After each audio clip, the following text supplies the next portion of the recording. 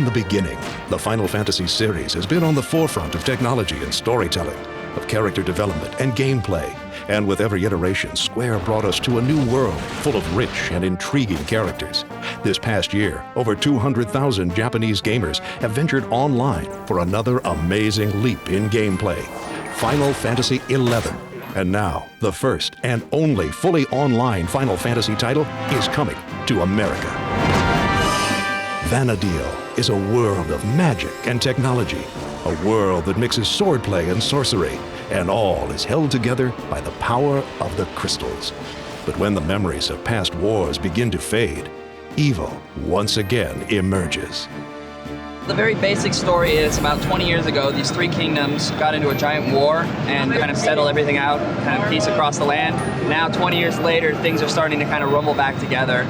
It has a lot of the old familiar namesakes of the FF series. It has chocobos, it has Moogles, it has airships, it has a lot of the character classes that everyone would be familiar with. The way the character progression works, it's a similar job system as was found in Final Fantasy Tactics and even farther back in Final Fantasy V, so where you can modify your character's job and your abilities as you see fit based on your experience and your gameplay. So you can kind of customize your character to however you want him to be.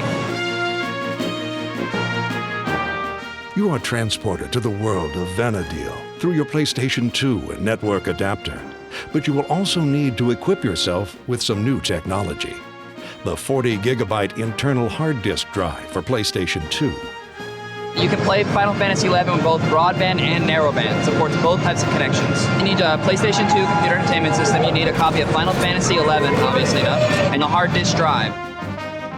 Well, what the hard drive allows us to do is it allows us to create persistent worlds on the PlayStation 2. Once it's in, you can actually download content to your system so you can have an updating world.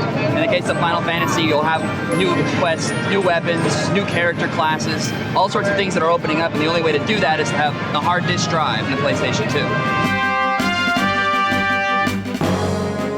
2. You are not alone on this quest. Thousands of other gamers are battling monsters and searching for power alongside of you.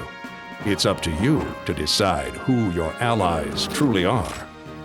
Character quests vary. I mean, they vary as much from going through town to help a little boy find his father, to going out into the wild to gather certain things like rabbit skins, rabbit hides, feeding orcish fodder for their weapons to prove your bravery.